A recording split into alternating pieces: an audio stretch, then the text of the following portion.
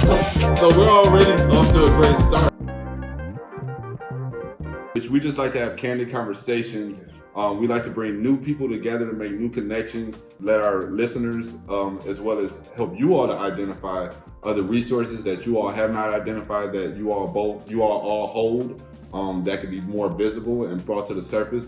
But ultimately, we're just talking about your impact and what you're doing and how it all interconnects in order to make sure that we tie up any loose ends or connect any dots that can propel us forward. Absolutely. So thank you for the opportunity. Andre Ebron, got a couple of different hats that I'm wearing in this space. So I serve as the Senior Director of Diversity, Equity, and Inclusion for United Way for Southeastern Michigan. I also have a for-profit business, Ebron and Associates. It's a consulting firm where we consult, develop, and support personal, professional, and organizational transformation. Then I also have a social impact organization called the Drawing Board Nation, where we challenge you to create the experience within your community, whether it's creating an experience of strong families, creating the experience of strong communities, or creating the experience of a strong resolution to pursue your dreams and accomplish your goals. Andre Ebron. All right, good afternoon. Great to be here. Thank you for the invitation. I am Keyon Payton, the Senior Pastor of New Bethel Missionary Baptist Church in the city of Pontiac, where I've had the pleasure of serving as a pastor for the last 16 years. Currently, I have developed a new national nonprofit organization, the Institute of Trauma and Economic Justice, where we create awareness on adverse childhood experiences and their impact, particularly in urban communities or economically disadvantaged communities. I too have a for-profit KSP Strategies, where we work with churches on understanding the impact of ACEs, but also how churches can develop strategies and programs and ministries that work to support the prevention and treatment of adverse childhood experiences.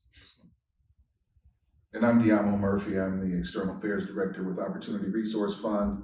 My career has spanned from politics to strategy to advising candidates at different levels in different states and in different levels of campaigns. But ultimately, I'm a strategist for the community, and I consider myself to be a dot connector and a Socratic disruptor. In essence, I believe that I make teams better by asking the principal question of why are we doing it this way and why can't we do it a different way. I've also built a collaboration. My crowning joy over at Opportunity Resource Fund has been the development of the Justice Fund Initiative. This is taking an existing CDFI organization and making certain that we had those collaborative partners at the table who were all doing things that we needed, all honoring their capacity while not overextending our capacity, and then allowing us to do what we do well in the middle of that group. And so I'm looking forward to the conversation. So I started talking about the Justice Fund Initiative. It's more than a construct, it's a concept, right? And the concept of it is that the information that we need to get together, the organizations that we need are all out here. We're strong egos and strong personalities running all of these organizations. And our mission focus is laser focused, so it's easy to get into cooperation as opposed to collaboration, right? Where we're kind of looking for somehow there's a shortage of the money, somehow there's a shortage of the funding, so I've got to be first, I've got to be prominent, and whatever is going on over there is not in my wheelhouse, so therefore it's not really important. What I've really been able to do coming into the CDFI space only 5 years ago is to step back and look at it holistically and say, why are we not addressing this gap over here when those people over there address that gap all day? Mm-hmm. Does it take anything or diminish me at all to elevate their organization in collaboration, make certain that any funding that is available that doesn't fit my wheelhouse is directed to them so that they can be strong and viable? Because ultimately, I can't lend to people who are not whole. Mm-hmm. And so it's not always racism in our community lending. Mm-hmm. That's the problem. It's not always redlining. It is often, I'm just not ready and I don't know what I don't know. Right. And so those organizations and operations that are dealing with all of the things that make us holistic in the lending space, right? To be able to prepare ourselves to lift up a generation to pass well on to the next generation, they've got to be whole healthy.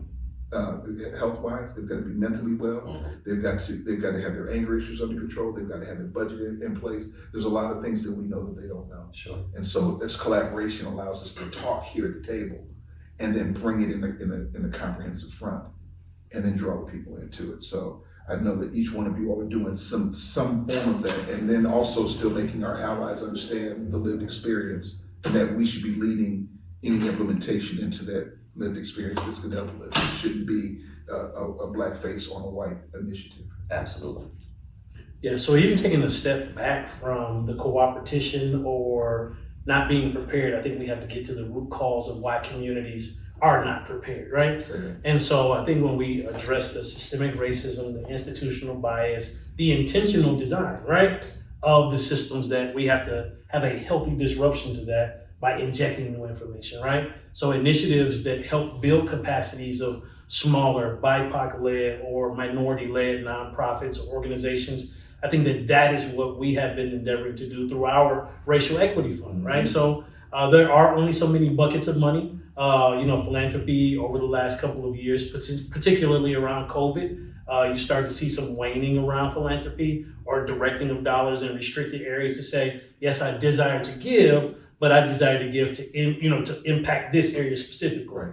And so what we have really been, our charge is to center community voice and lived experience as a strong data point for decision-making around allocations of funds. Because we firmly believe, and it's not a new thought for philanthropy, because we also wanted to start unpacking, Black philanthropy and how that's always been core to our community of making sure that the least of these receive from those who are more well-endowed and resourced, right?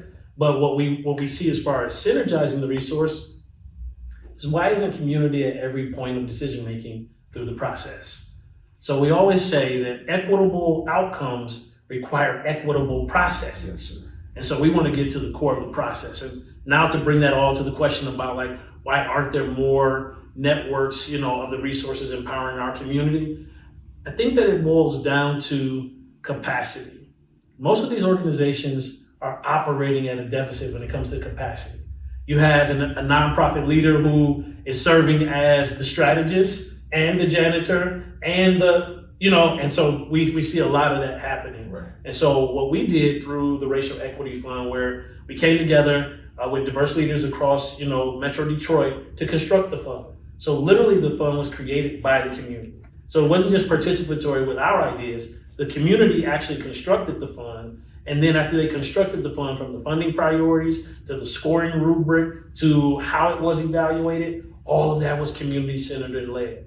And when community can see themselves reflected in the opportunities that are being presented, then it aligns with our belief that the people who are best suited to solve these inequities or these gaps are those that are in closest approximation to it. Right. And so that means that we have to not only empower communities, which is a privileged word, right?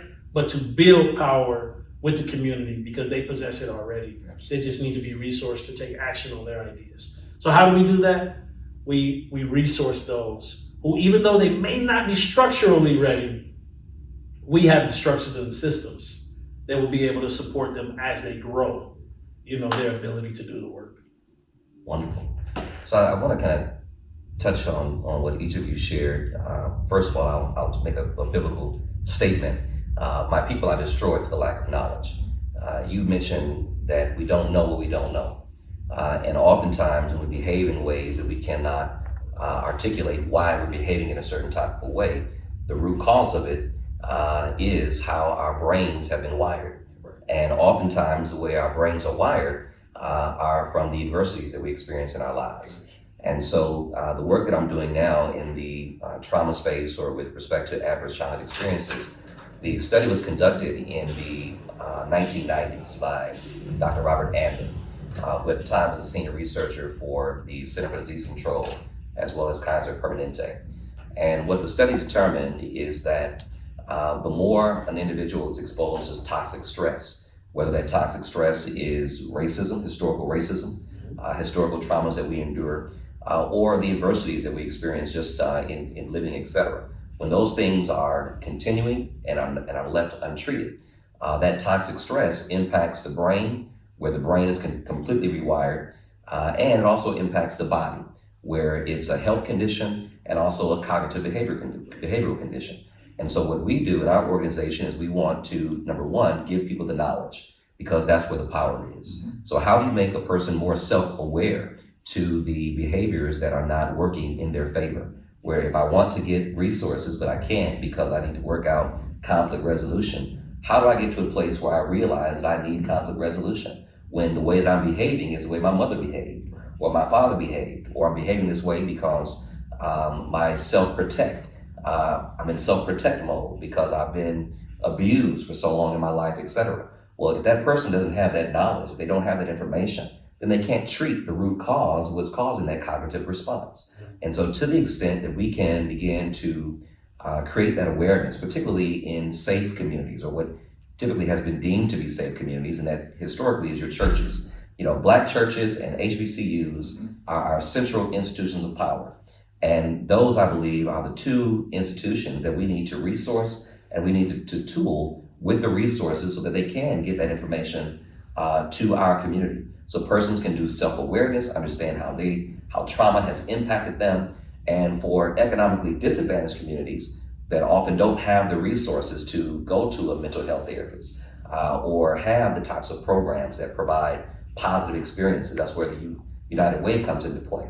Because we know that a person who has been impacted by adverse childhood experiences, well, the way that adversity is counteracted is through the exposure of more positive experiences.